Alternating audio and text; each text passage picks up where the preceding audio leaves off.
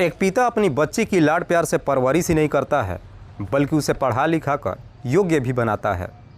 वो बच्ची भी पढ़ लिख करके अपने मन मुताबिक एक नौकरी भी पा लेती है। नौकरी से जो कुछ भी पैसा कमाती है, बड़ी ईमानदारी से सारा पैसा अपने माता पिता को भी देती है।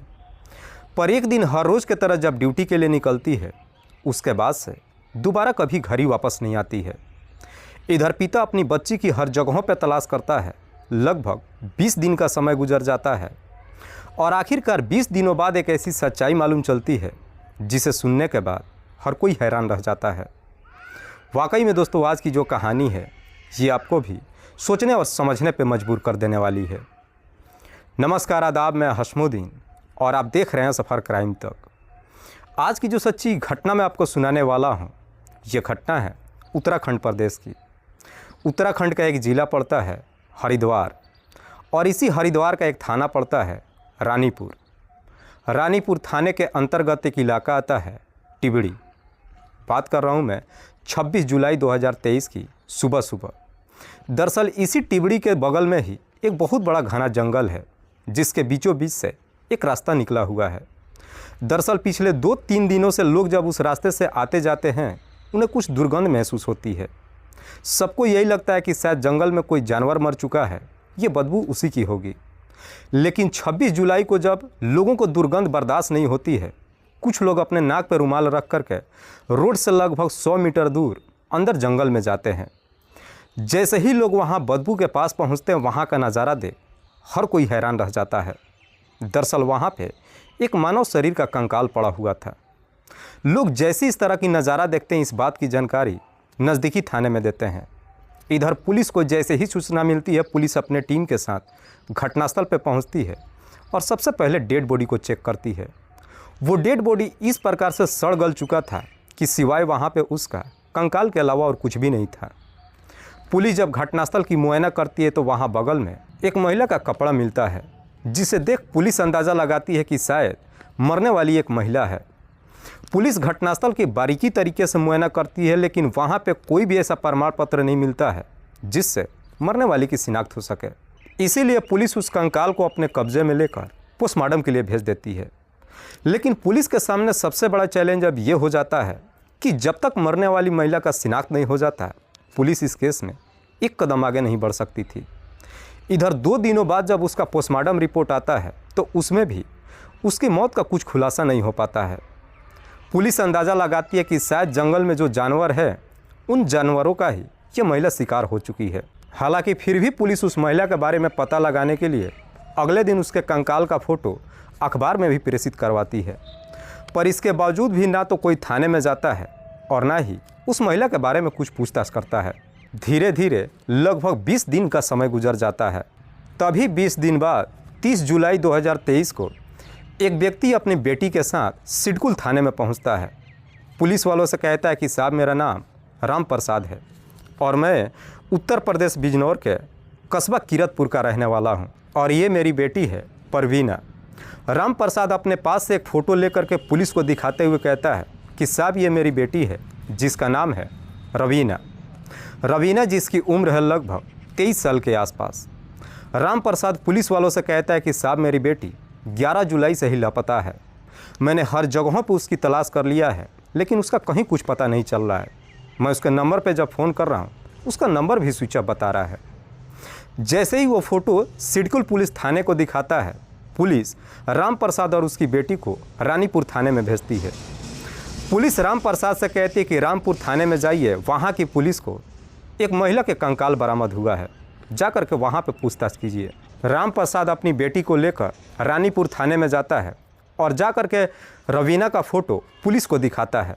जब सारी बातें पुलिस को बताता है, पुलिस उस कंकाल के पास से जो कपड़े बरामद की थी, उन कपड़ों को ला कर के राम प्रसाद और उसकी बेटी को दिखाती है। राम प्रसाद और उसकी बेटी जब उस कपड़े को देखते हैं, देख कर के शिनाख्त कर लेते हैं और रोते हुए पुलिस वालों से कहते हैं कि साहब, ये कोई और नहीं बल्कि मेरी ही बेटी रवीना है। रवीना की जब शिनाख्त हो जाती है, पुलिस अब राम प्रसाद से पूछताछ करती है। पुलिस राम प्रसाद से पूछताछ करती है कि क्या तुम्हें किसी पे शक है कि तुम्हारी बेटी की हत्या कौन कर सकता है। इस पे राम प्रसाद पुलिस वालों से कहता है कि साहब, इस बारे में तो कुछ नहीं मालूम है, लेकिन मेरी बेटी सिडकुल के एक कंपनी में नौकरी करती थी और उसी के कंपनी में काम करने वाला पुनीत धीमान, पुनीत जो बिजनौर के धामपुर का रहने वाला है।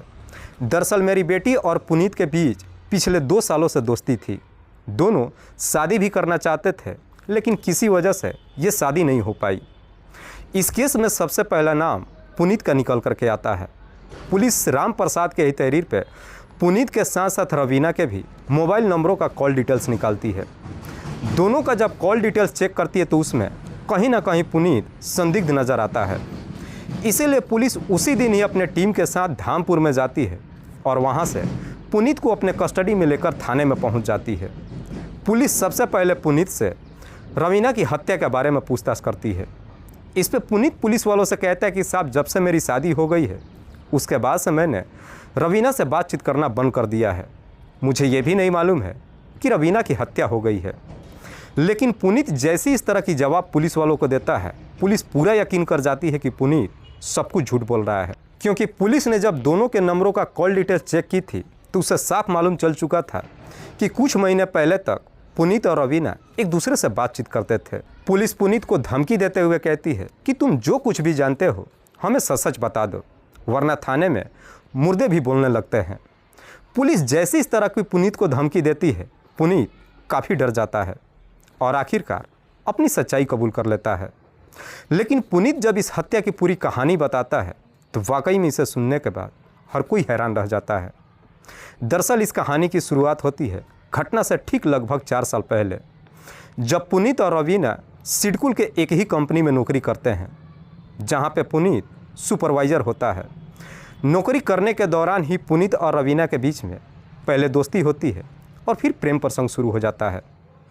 रवीना और पुनीत के बीच में जब प्रेम प्रसंग शुरू होता है, दोनों एक दूसरे के इतने करीब आ जाते हैं कि आखिरकार शादी करने का फैसला कर लेते हैं। पुनीत के साथ साथ रवीना भी अपने घर परिवार वालों से इस शादी के बारे में बातचीत करते हैं, लेकिन पुनीत के घर परिवार वाले इस शादी की मंजूरी नहीं देते हैं। इसकी वजह भी सिर्फ एक ही होती है, क्योंकि दोनों अलग अलग जाति बिरादरी के थे। शादी की मंजूरी जब नहीं मिलती है, उसके बाद से पुनीत के घर परिवार वाले साल 2023 के फरवरी महीने में अपनी जाति समुदाय की एक लड़की से पुनीत की शादी कर देते हैं। हालांकि ये शादी पुनीत की मर्जी से नहीं होती है, लेकिन पुनीत जब शादी कर लेता है उसके बाद से रवीना के माता पिता भी अपनी बच्ची की कहीं दूसरी जगह सगाई कर देते हैं। लेकिन इधर रवीना की जब सगाई हो जाती है, इस बात की जानकारी जब पुनीत को मालूम चलता है, वो आग बबूला हो उठता है। दरअसल शादी के बाद भी पुनीत अक्सर रवीना के नंबर पर फ़ोन करता है और उससे बातचीत करने की कोशिश करता है। लेकिन जब इधर पुनीत की शादी हो जाती है, रवीना की भी जब सगाई हो जाती है, उसके बाद से रवीना पुनीत से बातचीत करना नहीं चाहती है। लेकिन बावजूद इसके पुनीत अक्सर रवीना के नंबर पर फ़ोन करता है और ज़बरदस्ती उससे बातचीत करने की कोशिश करता है। रवीना पुनीत से इस प्रकार से तंग आ जाती है कि उसका फ़ोन उठाना ही बंद कर देती है। फ़ोन उठाना ही बंद नहीं करती है, बल्कि अपना मोबाइल नंबर भी चेंज कर देती है, जिसकी वजह से पुनीत चाह करके भी अब रवीना से बातचीत नहीं कर पाता है। दरअसल पुनीत शादी तो कर चुका था, लेकिन अपनी पत्नी से खुश नहीं था। इसीलिए रवीना से बातचीत करता है और उस पर बार बार दबाव डालता है कि तुम मुझसे शादी कर लो।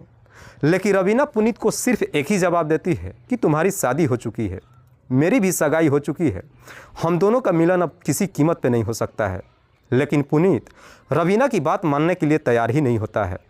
इधर रवीना जब अपना मोबाइल नंबर चेंज कर लेती है, पुनीत इस प्रकार से गुस्से में आ जाता है कि एक दिन उसके कमरे पे पहुंच जाता है और जाकर उससे कहता है कि मैं तुमसे सिर्फ एक बार मिलना चाहता हूं, एक बार मिल लो, उसके बाद से सारे मसले का हल हो जाएगा और मैं भी तुम्हें परेशान करना बंद कर दूंगा। जैसे इस तरह की बात कहता है, रवीना भी पुनीत से मिलने के लिए तैयार हो जाती है। 11 जुलाई 2023 को पुनीत रवीना को लेकर इसी टिबड़ी के पहाड़ी पर लेकर जाता है। दोनों जब वहाँ पे एक सुनसान जगह पे पहुँचते हैं, दोनों में बातचीत शुरू होती है। पुनीत उस वक्त भी रवीना को काफ़ी समझाने की कोशिश करता है कि मेरी शादी मेरी मर्जी से नहीं हुई है, भले ही मेरे घर परिवार वालों ने मेरी शादी कर दिया है, लेकिन मैं तुम्हें चाह कर भी नहीं भूल पा रहा हूँ, इसीलिए तुम मुझसे शादी कर लो। लेकिन रवीना पुनीत की बात मानने के लिए तैयार ही नहीं होती है। इसी बात को लेकर के दोनों के बीच में जब झगड़े तकरार शुरू होता है, पुनीत इस प्रकार से गुस्से में आ जाता है कि गुस्से में ही रवीना की गला दबाकर हत्या कर देता है।